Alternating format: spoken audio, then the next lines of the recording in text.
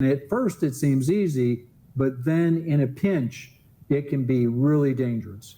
Do you know what to do if you or a loved one are injured while riding a personal watercraft? Well, that's what we're going to find out because we're going to Ask the Lawyer. Hi again, everybody. I'm Rob Rosenthal with Ask the Lawyers, and my guest is Miami attorney Jack Hickey. Jack, good to see you again. Thank you for helping us out as usual. Good to see you, Rob. So when we're talking about personal watercraft, we're talking about like Sea-Doos or jet skis, those sort of things, right? Right. Most people refer to them as jet skis only because that's a brand name. It's like saying Kleenex or Coca-Cola, but they are all technically personal watercraft. That's correct. And what sort of accidents do you usually see in your practice with these? And by extension, what sort of injuries are involved? So typically, we see people who rent them from a service. One of the services you see, for example, in the Keys or on the west coast of Florida or the east coast of Florida. And there's a Florida statute which regulates these services. They're supposed to provide training. When they don't, people don't know how to handle them. And we can talk a little bit about that too. And we see collisions. We see a lot of collisions between either the two, I'll just call them jet skis for our purposes today. Either we see collisions between the jet skis or collisions between a jet ski and another vessel, a boat, just a boat in the area. And that's what we see. Are these usually minor injuries or sometimes very serious injuries? So unfortunately, usually we see very significant life-changing injuries as a result of these collisions. Now, this training that's supposed to be offered, I assume there's guidelines about how much training, what sort of training, and that sort of thing. And how often is this training actually given? So the training is required of the service or the people who rent the actual jet skis. Even if the jet ski is a tour where there's a leader and he or she leads the pack of jet skis, through the mangroves of Florida somewhere or to an island and back, etc. Even if there's a leader, they are supposed to train both on land and give a test and in the water and actually demonstrate. So it's kind of specific as far as what is supposed to be done. And oftentimes we find that the jet ski services, which are called in the statutes called a livery. I don't know why, but it's called that. And oftentimes we find that people are rushing through it and they don't really care and they get you out there. And it's the inexperienced boater, inexperienced jet ski rider, which is fine to be inexperienced. That's what tourists normally are. We have to assume that they are inexperienced. But they're not trained well and they don't know how to handle it. Is there an issue too, Jack? I mean, people have been on the beach all day. Maybe they've been having a few beers or more than a few, and then they go, hey, let's go rent a jet ski. Does that affect it if they've, have had a few drinks? So usually, obviously there's going to be drinking involved sometimes. In our cases, we have several jet ski cases going now. We have not seen the drinking involved. I guess people really want to do the jet ski in the morning before they go drink, which is fine and actually the best way to do it. What we find is just the lack of training. It's the lack of training because, and now talking about the handling characteristics of a jet ski. First of all, it's powerful. These things have hundreds of horsepower, so they're powerful, number one. Number two, they're heavy. They're something on the order of 800 to 1,200 pounds. And so when you have weight, you have what's called momentum. It's the force going forward. And so momentum is mass times velocity.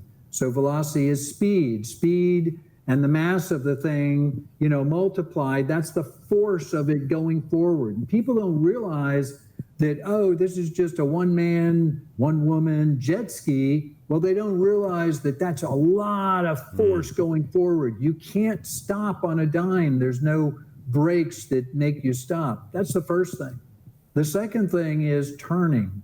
And people don't realize, yeah, it's fun, and I've ridden them, and they are fun, but when you turn on a jet ski, you're actually using the force, the stream of water underneath you, which is on a fin or a jet, and you're turning. When you turn the handlebars, it's the stream or the jet underneath your jet ski, which is actually turning or pivoting, right, and making you turn. Now, why do I bring that up? What's the big deal about that? Well, the big deal is if you let off on the throttle, you will slow down, but you will not have the ability to turn. Your turning ability actually diminishes. It goes down when you let off on the throttle. So what happens is you're going along, if you're inexperienced, you're riding the jet ski and you have your throttle on the handlebars, just like a motorcycle, except motorcycles have brakes where you can brake and come to a stop pretty instantaneously. Jet skis, not so much. So you're riding along and you're giving it gas and you want to turn and you're inexperienced. So if you get right up on an object, another boat, another jet ski, land, whatever, and your natural inclination is to turn but then let off on the throttle, that's a mistake. Your inclination is to do that because you're going fast. But that's a problem because when you let off, all of a sudden, whoops, I have no control. My jet ski is not going to turn all of a sudden. right. That's where most of the mistakes are made right then and there. So people think that they can control it. And at first it seems easy, but then in a pinch, it can be really dangerous. So let's talk about if someone's injured, they come to see you. Is the case of injured on a jet ski, is it treated as if any other personal injury case? Say I'm injured in an automobile accident? Well, yes and no, of course. And if you're asking me what are the similarities, the answer is the similarities are the injuries can be severe, right. And we deal with standard, injuries. A lot of times in these, we have one of two things. We have traumatic brain injury, because if you go head over heels forward and crash into rocks on land, crash into another jet ski, crash into a boat, boy, I tell you, fiberglass is very unforgiving.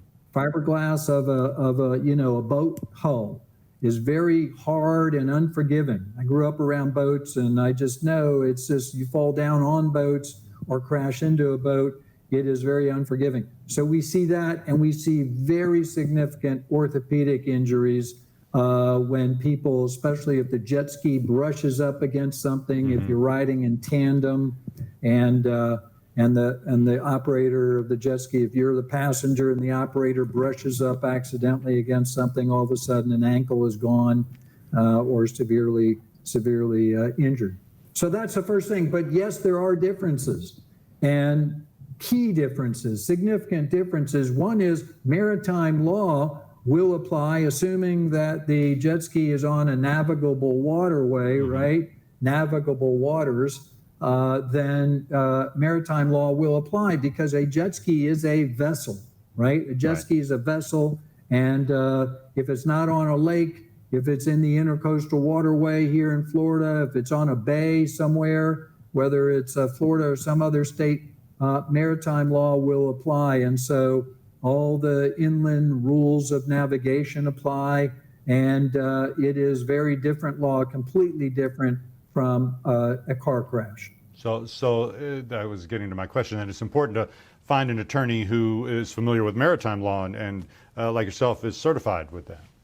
Right. So maritime law is a completely different area, and we've seen it time and time again when people don't know the ins and outs. You can know some basics, but you got to know really the ins and outs of it in order to prevent the mistakes and late filings and things like that. So yes, maritime law applies to jet ski accidents, and there is in Florida, there's an actual certification of lawyers who specialize in admiralty and maritime law I'm board certified by the Florida Bar in Admiralty and Maritime Law. That is one specialty. I'm also board certified in trial law, but you absolutely, the consumer person looking for a lawyer in this field absolutely should hire a lawyer who is board certified in Admiralty and Maritime. Great.